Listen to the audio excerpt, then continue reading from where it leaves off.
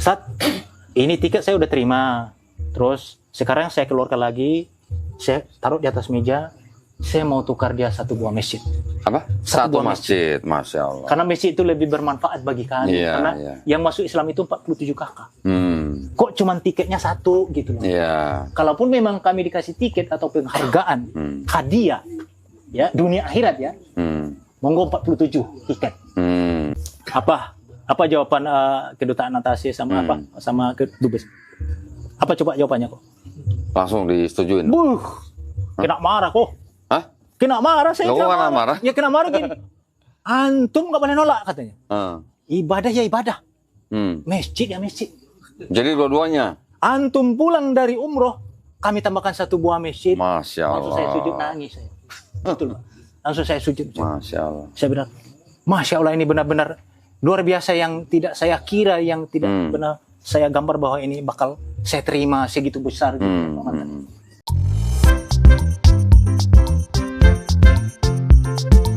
Assalamualaikum warahmatullahi wabarakatuh. Ketemu lagi di channel Adama Entertainment, channelnya tentang video Islam dan juga kisah mu'alaf. Sebelum mulai, jangan lupa untuk like dan juga subscribe ya. Tanpa panjang lebar, ayo kita saksikan. Dari 20 ya, itu 20 ya. Iya. Nah, setelah karena di situ kita basis, setelah masyarakat mulai tahu, mendengar dari telinga, dari mulut ke mulut, dari telinga ke telinga, jadi masyarakat khususnya di tempat saya dan sekitarnya juga di dusun lain, karena kita di dusun, dan termasuk pemerintah kecamatan, karena waktu itu tingkat kecamatan kita Pemekaran, termasuk kepala desa, dusun, di situ belum ada RT RW, nggak ada, jadi adanya desa, dusun, dan kecamatan. Bahwa pemerintah mendengar bahwa ada yang mau masuk Islam dengan jumlah besar gitu ya. Termasuk Pak Mizan pada waktu itu. Saya waktu itu. Istri pada waktu itu hari gimana? Istri belum, masih ke gereja. Jadi, karena kita kasih ruang, tapi untuk menunggu waktu pensyahadatan itu semakin hari jemaat itu semakin bingung dan datang untuk calon mu'alaf gitu. Saya mau ikut Bapak gitu. Gitu. Kalau memang kita diselamatkan dunia akhirat, kami juga mau selamat. Gitu. Yang ngomong begitu adalah jemaatnya Pak Mizan. Jemaat, iya. Sebagian juga ada yang dari Katolik. Berapa orang, Pak? Totalnya 70 itu tadi? 72. 72 itu 72 jemaat. dari 21 kakak. Iya, itu berapa orang jemaat Pak Mizan itu? Kalau yang karena kami dua periode ini pensyahadatan. Jadi yang periode pertama ini 20. Jadi setelah kami disahadat masuk lagi 20 lagi. Jadi terus seminggu lagi masuk 7 lagi. Jadi berkisar 47 48. Termasuk saya waktu itu. Nah, istri waktu melihat gitu gimana? Nah, di sana istri baru terbuka bahwa kalau begini berarti saya masuk neraka, berarti istri mulai gitu waktu itu. Jadi ya. Terus akhirnya ikut. Iya, ikutnya juga masih kayak gini ya, gimana mau makan itu ibaratnya kasih makan langsung buang muka gitu. Jadi saya memahami mungkin ketidakterimaan itu mulai karena ya kita dibesarkan sebagai di dalam doktrin ya, di dalam doktrin. Dan masyarakat pun sudah mulai menjadi bahan pergunjingan gitu. Ini kampung kita mau jadi posisi Islam, jadi masyarakat kita sudah pada masuk Islam. Padahal itu belum sadar kok, belum sadar. Udah digunjingin. Udah mulai digunjingin. Nah, yang saya sayangkan pada saat itu instansi pemerintah, maaf kata ya, barangkali mungkin ada yang melihat dan mendengar ya. Pada saat ini saya hanya menceritakan kejadian-kejadian yang masa lalu saya, karena ini menjadi sejarah masuknya Islam di Kepulauan Mentawai. Pemerintah setempat, ya saya nggak sebutkan namanya, yang jelas pemerintah kecamatan, desa, dan dusun, saya dijemput seperti teroris kok. Seperti teroris itu dijemput beberapa dikawal gitu, karena saya dianggap sebagai mempengaruhi, ngajak gitu. Jadi, padahal itu belum disadat, belum sadat. Artinya perkumpulan kami itu kami sering nonton VCD, ada VCD. Kalau waktu itu belum ada belum ada HP gitu. Jadi lewat VCD saya pergi ke Padang beli kaset bagaimana cara wudu. Kadang wudu kami di sana itu sebelum nonton itu terbalik-balik, kaki dulu cuci gitu. Jadi itu sejarahnya yang mohon maaf. Di dusun Bapak waktu itu nggak ada masjid. Boro-boro masjid 0% Islam kok. 0%. Makanya pada saat itu memang. Terus saya sadatnya di mana? Keluar pulau. Saya buat surat pernyataan kok dari DDI Dondok Indonesia sama kepala pesantren Muara Seberut namanya beliau, Ustadz Irwan. Dari luar pulau. Dari luar pulau, Oke. jauh lagi. Terus saya buat tembusan polsek. Karena saya tahu itu sudah mulai ini ya, sudah mulai riaknya udah mulai, wah ini bakal bekal ini. Ya. Karena sebelumnya juga saya udah sampaikan ke calon mu'alaf yang lain, ya semuanya monggo dipikir matang-matang. Karena ini kita bukan mau pindah, ibaratnya bukan mau pindah rumah. Ya kalau nggak nyaman kita bisa pindah lagi ke rumah gedung gitu ya, kalau kita punya harta, punya uang. Dan bukan ganti baju. Kalau udah usang, udah kurang nyaman bisa gonta ganti. Gitu. Kalau ini monggo ya kita kalau bisa mati kita itu di dalam Islam gitu. Nah, dengan saya dijemput seperti teroris, seperti artinya dibawa kemana itu? Ke kantor camat waktu itu. Untuk diadili. Untuk dipertanyakan, kan saya dianggap sebagai memprovokasi Ya, gitu loh, ya. yang mengajak gitu, yang Terus? karena saya punya toko, punya uang gitu, dianggap saya ngasih ini Ngasih tip uang. gitu, ngasih uang. Gitu. Politik uang. Politik uang, jadi saya dipanggil di kantor camat, ya saya masih, tapi saya nggak sebut nama ya, ya tapi saya sampai di sana, ya semuanya udah ini, semua Pak udah kumpul, gitu, semua ditanya, Pak Mijan, Bapak sehat katanya, sehat Pak, saya bilang, sehat Pak Camat ya, terus muspikanya gitu, sekarang ini Pak, to the point aja, selagi saya camat, ya, selagi saya camat, ya. Di dusun di kecamatan Seberut Tengah ini, saya tidak akan membiarkan ada saudara saya yang masuk Islam. Oh gitu. Terus Berarti camat dan semua perangkat itu Kristen semua. Semuanya mayoritas kok. Iya, Kristen semua berarti. Terus kedua, saya tidak akan izinkan adanya musola ataupun masjid. Itu kan kutipannya udah berbahaya bagi dirinya sendiri sesungguhnya sesungguhnya. Kalau kita bicara dalam pasal atau undang-undang. Iya, kalau dia ngomong tadi tidak mengizinkan orang untuk itu, masuk Islam, berarti dia melanggar Undang-Undang Dasar 1945. Kebebasan warga negara Iya. gitu. Nah, pada saat itu calon mu'alaf yang lain itu sudah mulai takut. Ya Pak Mantan ya. Ya, jadi saya bilang Pak Mantan karena beliau saya anggap beliau sangat senior. Karena beliau sekolah di Jerman ya. Iya. Terus? Jadi saya bilang sama Muspika kecamatan itu, saya masuk Islam tidak ada yang mengajak dan kami tidak ada yang diiming-imingi dari pihak manapun, karena di tempat kita di sini, di kampung kita ini tidak ada umat Islam. Ya, tidak ada yang mempengaruhi. Tidak ada yang mempengaruhi. Benar-benar murni ya dari panggilan hati dan hati nurani untuk hidayah dalam bahasa Islam yang datang bukan saya sebenarnya yang masuk Islam, tapi Islam yang masuk ke saya. Ya, karena waktu itu saya nggak ada niat masuk Islam, Pak Mantan ya.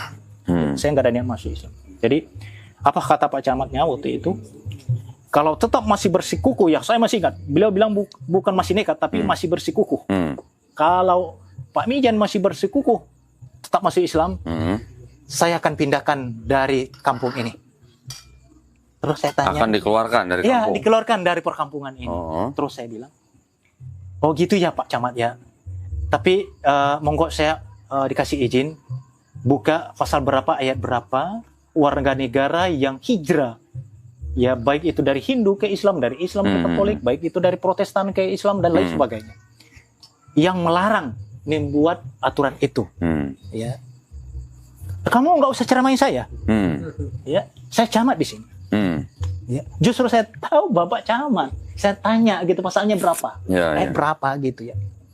Nah semuanya, wah, ibaratnya saya mau ditelan gitu loh kok.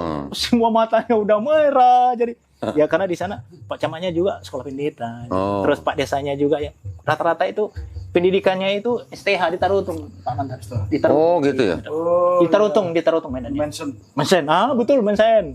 Wah, STH mantap. semua. Iya, jadi setelah saya tanyakan itu, beliau bilang, pokoknya saya tidak akan berikan izin.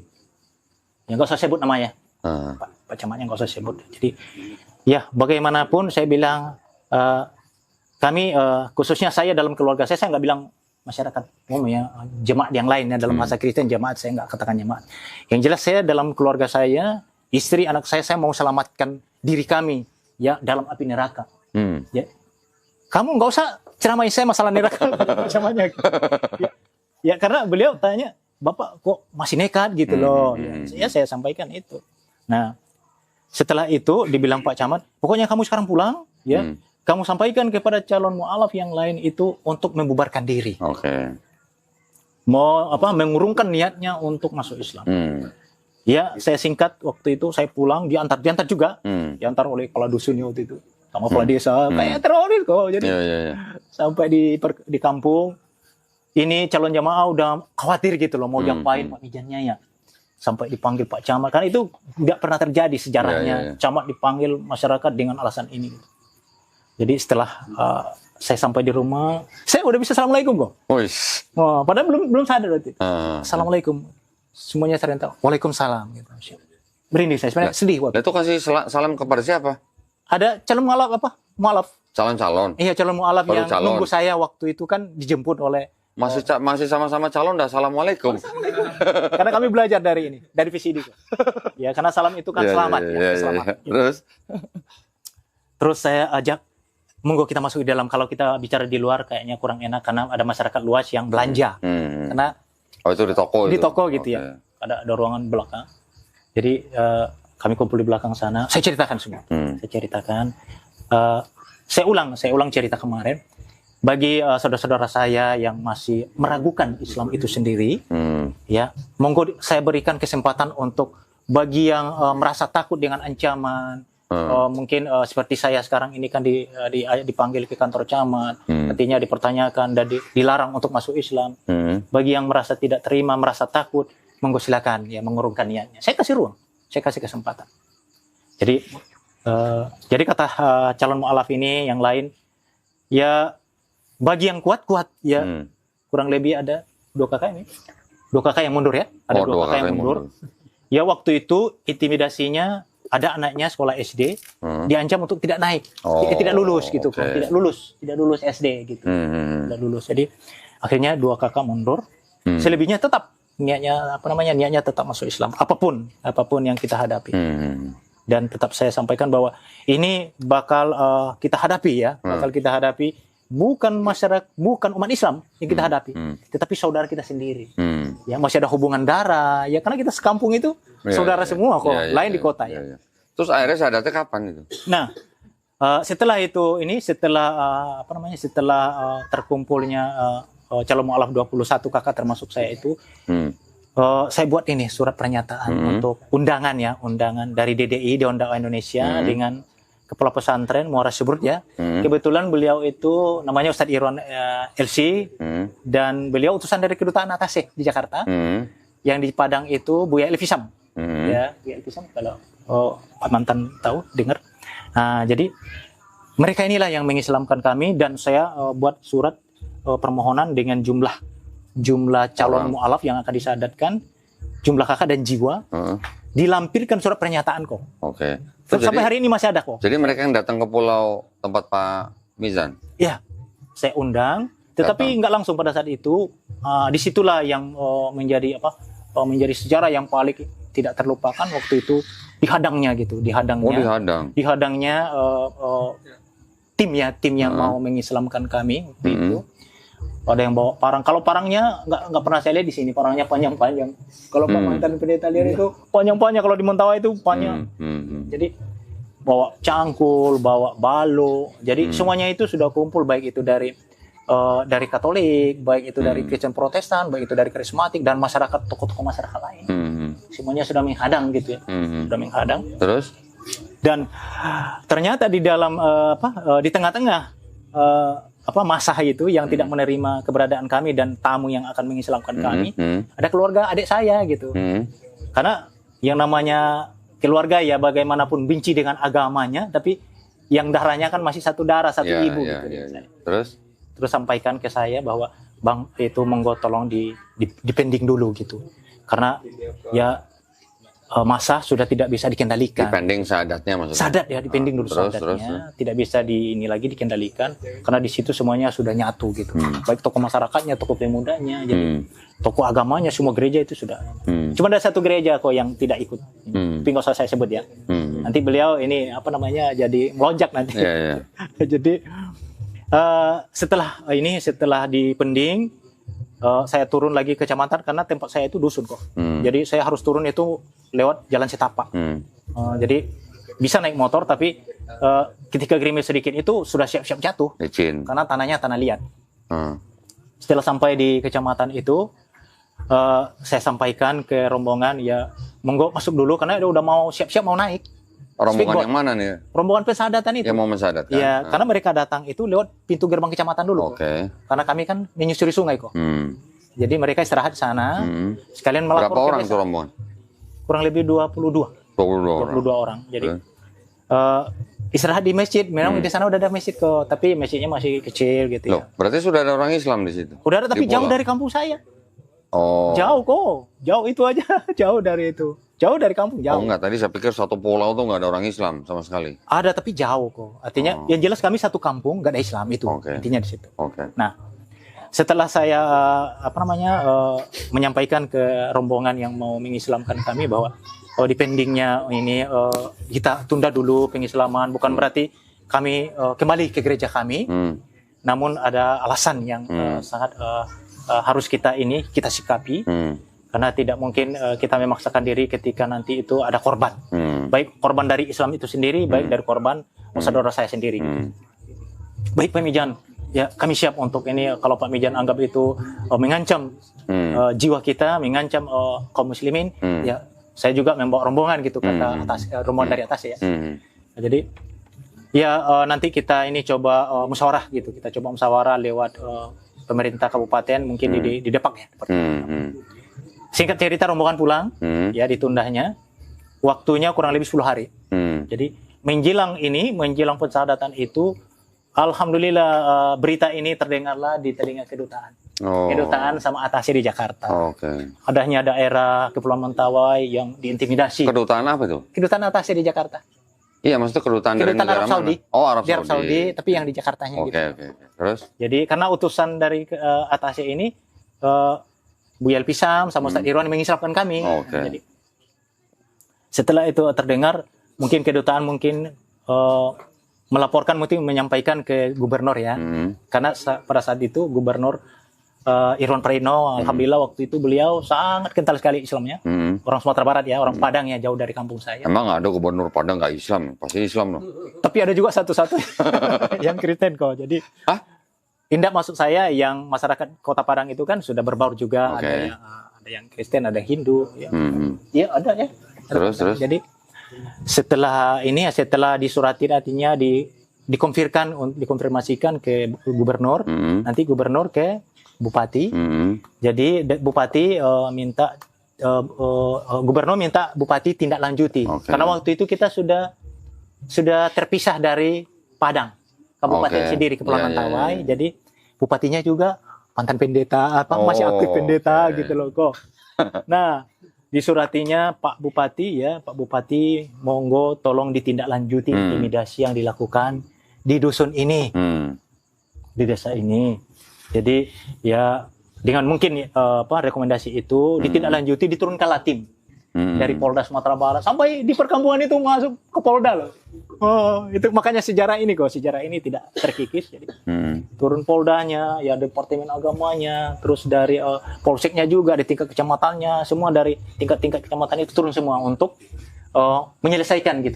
Tadi nama pulaunya apa Pak? Sibur Tengah. Sibur Tengah.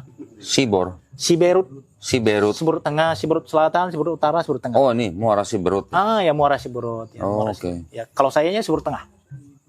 Kalau Muara Siberut itu dua Siberut Utara, Selatan. Berarti iya, tapi di Pulau Mentawai ini kan? Iya, betul itu. Di tengah-tengah sini. Nah, di tengah itu betul di tengah itu. Yeah. Terus akhirnya? Nah, setelah ditindaklanjutinya ini intimidasi ini oleh bupati ini, turunlah tim ini ya dari Polda, dari kecamatan, dari dari desa juga turun semua, dari berbagai camat dari tingkat kepulauan gitu kan, berbeda-beda camatnya, supaya semuanya itu mendengarkan bahwa ini tidak boleh terjadi lagi. Singkat cerita semuanya kurang lebih seminggu setelah tim pengislaman itu menunda pengislaman. datang penyelesaian dan rombongan itu juga ikut waktu itu ikut mendengarkan gitu apa hasil hasil daripada musyawarah. Dan saya sampaikan ke Wakapolda waktu itu, Wakapolda bahwa Pak, karena saya tahu beliau juga keluarga besar umat Islam, dia sangat ini sekali kental agamanya.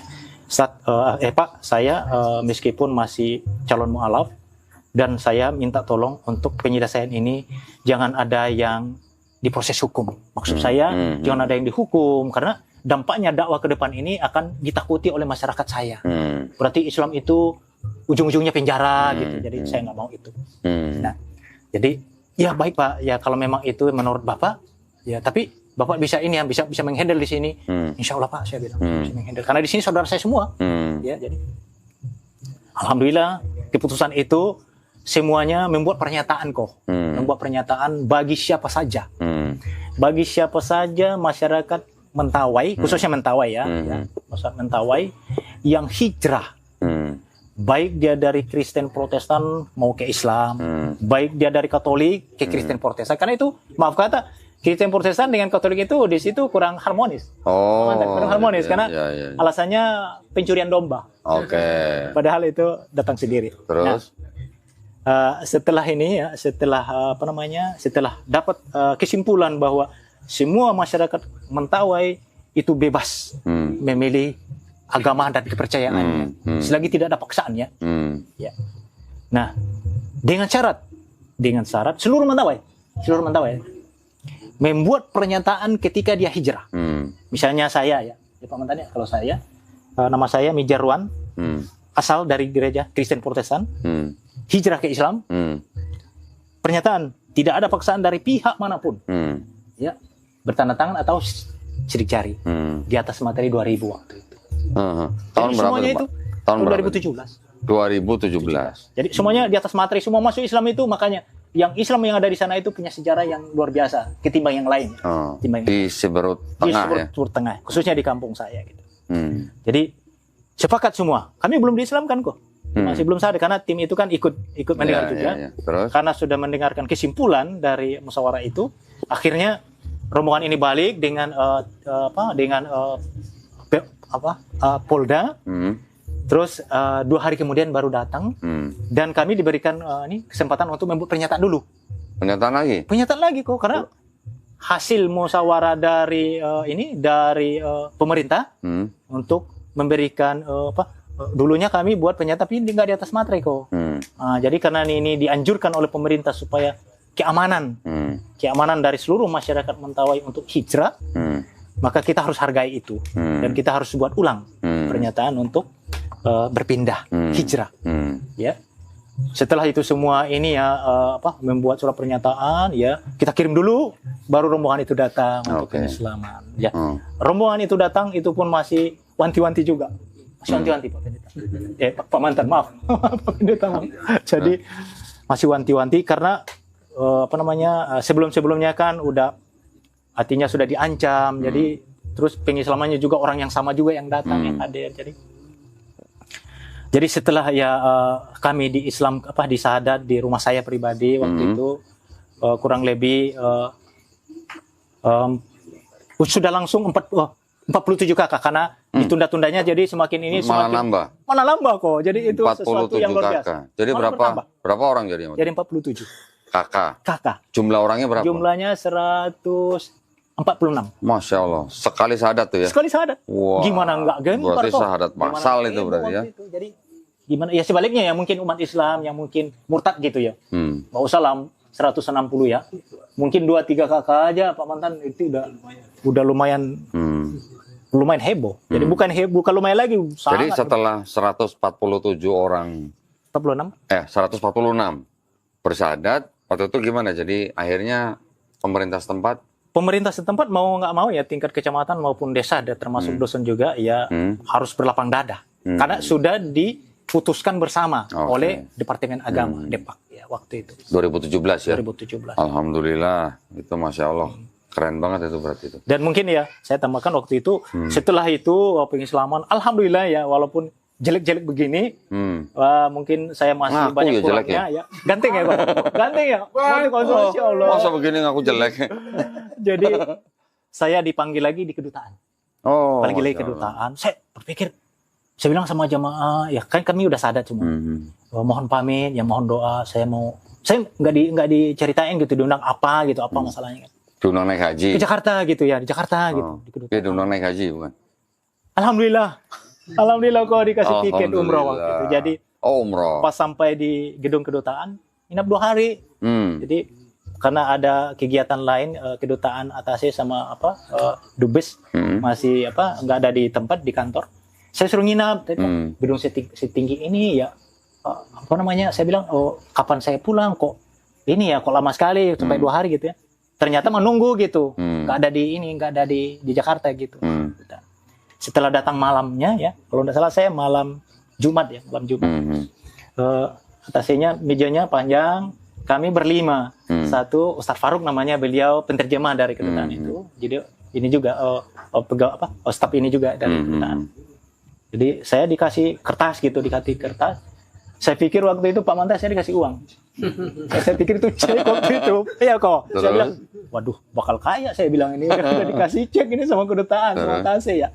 Ditaruh kertas putih. Saya tahu bahwa gambarnya itu kayaknya itu cek. Saya bilang kayaknya cek. Bisa. Ternyata pas dibilang ini penterjemah Ustadz Faruk beliau namanya Pak Mijan. Ini kan saya nggak ngerti gitu bilang ngomong atasnya sama kedutaan ini tiket gitu ngomong bahasa Arab kan. Terus diterjemahkan Pak Mijan itu kertas buat Pak Mijan. Dalam hati saya uang berarti uang nih pasti. Itu tiket umroh. Waduh, bukan uang berarti ya? Umroh ya saya bilang. Nah, terus saya bilang, oh gitu ya Ustadz ya. Tak ambil. Terus masukin kantong. Saya masukin kantong. Saya bilang sama atasnya, sama kedutaan itu, sama penterjemah, Ustadz, monggo tolong disampaikan. Saya udah terima. Berarti kalau masuk kantong berarti udah saya punya, bisa diambil lagi gitu. Nah, tapi detik ini juga saya mau kembalikan. Mau saya tukar. Saya taruh lagi. Ditengok sama kedutaan itu, sama atasnya bilang, apa nggak mau gitu ya. Saya bilang sama atasnya walaupun bahasa Indonesia diterjemahkan sama Ustadz Faruk. Ustadz, ini tiket saya udah terima. Terus sekarang saya keluarkan lagi, saya taruh di atas meja. Saya mau tukar dia 1 buah masjid. Apa? Satu masjid, Masya Allah. Karena masjid itu lebih bermanfaat bagi kami. Karena yang masuk Islam itu 47 kakak. Kok cuman tiketnya 1 gitu loh. Kalaupun memang kami dikasih tiket atau penghargaan, hadiah, ya dunia akhirat ya, monggo 47 tiket. Saya berani ngomongnya gitu Pak Mantan. Berani minta sama atas. Monggo nanti itu masih ada mungkin rekamannya mungkin dari Surau TV ya. Jadi apa jawaban kedutaan atasnya sama dubes? Apa coba jawabannya kok? Langsung disetujuin. Kena marah kok. Hah? Kena marah saya. Kena marah? Ya kena marah gini. Antum nggak boleh nolak katanya. Ibadah ya ibadah. Masjid ya masjid. Jadi dua-duanya. Antum pulang dari umroh, kami tambahkan 1 buah masjid. Masya Allah. Langsung saya sujud nangis saya. Betul Pak.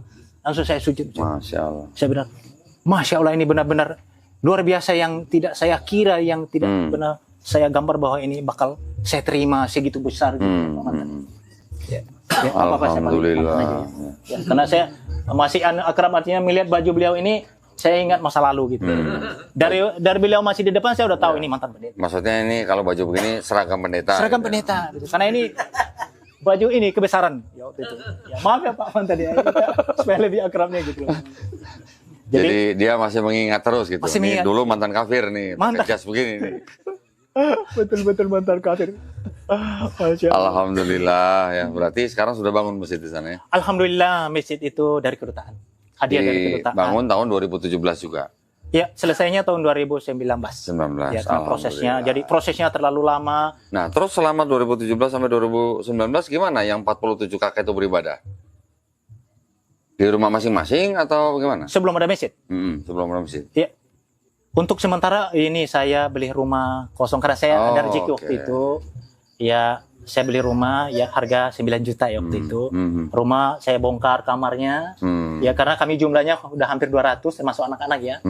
Jadi karena saya tidak bisa minta minta tolong kepada saudara saya karena cukup jauh ya jaraknya untuk artinya melihat kondisi kami, dan ya Islam itu sesungguhnya harus berbuat dulu baru menyampaikan kepada kaum muslimin bahwa ini kebutuhan, ini kekurangan, ini kondisi gitu ya. Jadi saya beli rumah itu waktu itu harga 9 juta dan kami rombak karena di sana setiap rumah itu punya anjing. Ya, setiap rumah itu minimal anjing 5-3. Karena situ anjing itu dipergunakan untuk berburu kebutuhan, babi hutan dan monyet dan lain sebagainya. Nah, jadi dengan kami tutup rapi walaupun ini terbuka ya. Kami sudah beribadah meskipun belum paham bacaannya. Belum paham bacaannya. Karena belum ada yang nonton waktu itu. Dari Dewan Dakwah belum kirim ustadz untuk nggak berani turun kok. Karena Okay. intimidasi tadi. Ya. Jadi Habis. Habis. nggak ada yang berani gitu. Jadi setelah ini ya, artinya setelah kami dapat tempat ibadah walaupun masih sangat memprihatinkan.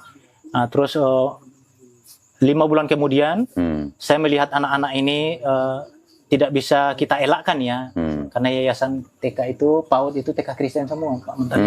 Jadi beban moral itu saya tidak bisa bagikan karena saya masuk Islam itu bukan mau minta-minta. Saya bukan mau minta-minta kepada kaum muslimin bahwa saya mau masuk Islam, tolong dibangun TK kami, dibangun masjid kami. Enggak.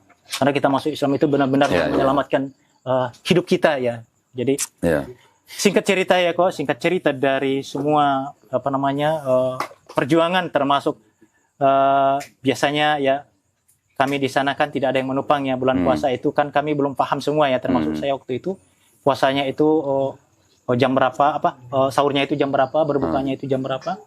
Jadi kami minta ini semacam jadwal ini dari DDI di Onda Indonesia buka. Jadi Nah, sepertilah kisahnya, bagaimana kan kisahnya ini sangat menginspirasi kita bahwa kita itu sebagai umat muslim, dengan adanya video ini kita itu menjadi terinspirasi bahwa kita itu bisa lebih baik lagi untuk menjadi seorang pribadi muslim yang lebih baik lagi. Dan dengan video ini juga mungkin kalian juga yang mungkin non muslim ya, yang menyaksikan ini, kalian juga mungkin ada gambaran seperti apa bahwa agama Kristen itu tidak selalu misalnya benar ya, karena banyak juga kontradiksi di sini bahwa agama Kristen, agama non Islam misalnya gitu ya, jika orang-orang mereka itu mualaf itu karena apa, kebanyakan itu mereka itu tahu bahwa Islam itu adalah agama yang benar, agama yang lebih masuk akal daripada agama-agama lainnya. Dari mana kita itu bisa tahu hal itu ya, karena kita mempelajari Al-Quran dan pelajari agama Islam gitu. Kita itu harus terbuka, harus berpikir terbuka, harus maksudnya kita itu harus mencerminkan bahwa kita itu sebenarnya itu Indonesia itu emang toleransi ya, tapi ketika kita dihadapkan dengan sesuatu agama gitu ya, kita harus mengkaji misalnya agama Kristen seperti ini, agama Hindu seperti ini, agama Islam juga seperti ini, dan berbeda-beda ya, karena di Indonesia itu banyak sekali agama ya, tapi kebanyakan di channel ini adalah tentang agama dari non muslim ke muslim, dikarenakan agama Islam adalah agama yang paling sempurna di dunia ini. Sampai akhir zaman pun Al-Quran itu berkata bahwa Allah itu akan menjaga Al-Quran sampai hari akhir. Nah, semoga yang menonton video ini bisa terinspirasi ya, dan semakin kuat lagi imannya, terutama agama Islam ya. Dan jika yang nonton adalah non muslim juga, kalian cobalah untuk berpikiran terbuka dan seperti apakah Islam dan sebagainya. Jangan sampai kita itu banyak kan ada seperti Islamofobia dan sebagainya, tidak suka kerudung, tidak suka pengajian, tidak suka apapun yang padahal kan kita menjalankan agamanya masing-masing. Bagi kalian yang belum subscribe juga ya, silakan itu subscribe dan juga like dan juga komentar ya, agar kita itu bisa bersilaturahmi. Agar kita itu, karena di kolom komentar ini ya, di channel ini kebanyakan itu agama muslim dan non muslim itu suka ada ya, dan suka ada yang membalas dan sebagainya. Dan jika kalian suka, jangan lupa untuk like, comment, dan subscribe ya. Dan nantikan video saya selanjutnya. Wassalamualaikum warahmatullahi wabarakatuh.